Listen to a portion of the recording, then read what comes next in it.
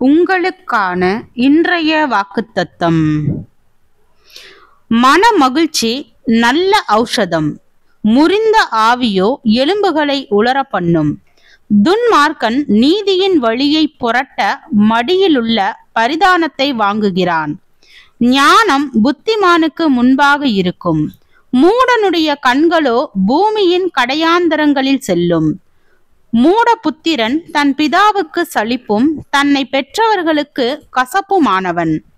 நீதிமானை தண்டம் பிடிக்கிறதும் நியாயம் செய்கிறவனை பிரபுக்கள் அடிக்கிறதும் தகுதி அல்ல. அறிவாளி தன் வார்த்தைகளை அடக்குகிறான். விவேகி குளிர்ந்த மனமுள்ளவன். பேசாதிருந்தால் மூடனும் ஞானவான் என்று எண்ணப்படுவான். தன் உதடுகளை மூடுகிறவன் புத்திமான் என்று எண்ணப்படுவான். நீதிமொழிகள் 17வது அதிகாரம் வசனம் 22 முதல் 28 வரை.